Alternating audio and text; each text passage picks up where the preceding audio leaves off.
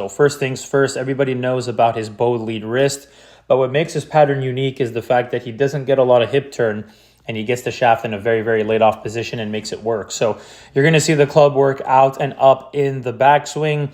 Part of this is because he doesn't have a lot of hip turn, keeps that right knee very bent, and as he continues to pull this club up in the air, he keeps that right shoulder very internal. So the elbow joint starts to pull back behind him, and that right arm stays on top of the left arm for a long period of time. These are steepening elements to a club, which is why his shaft is this upright in the first half of his backswing.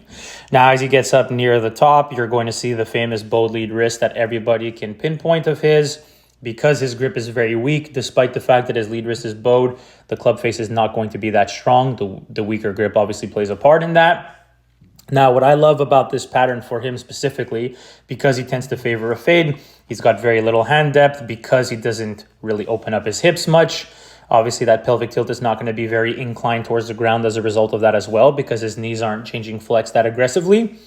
Now, what makes his pattern unique is that he has a very internally rotated right shoulder, so that elbow is pulled back behind him.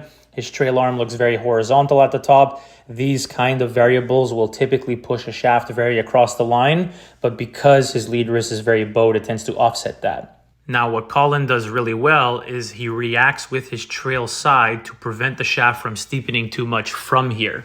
So like I said, a lack of hand depth at the top, not a lot of hip turn, club gets a little laid off. There's a very subtle shallowing move that you kind of see here near the transition as he starts his downswing. What you are going to notice is obviously the lead wrist gets very, very bowed, which helps him to control the club face, but his hand path gets way out in front of him and the shaft is pretty steep here. So by all likelihood, his shaft, most golfers from this position would pitch the shaft way too far out in front of the body and likely struggle.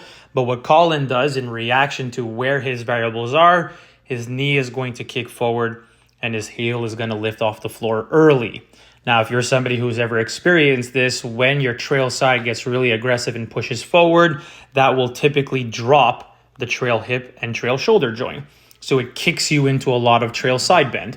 And so that is his way of offsetting the fact that the club is on the steeper side, not really shallowing very much, and his hand path gets quite a bit in front of him. And so the two will balance each other out really nicely, something that someone like Justin Thomas does as well.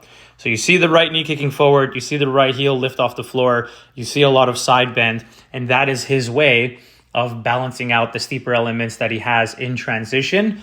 Not enough to say that it pushes him into a draw pattern, because he obviously still prefers to play a fade, but enough to prevent him from cutting across the ball and getting too steep on it.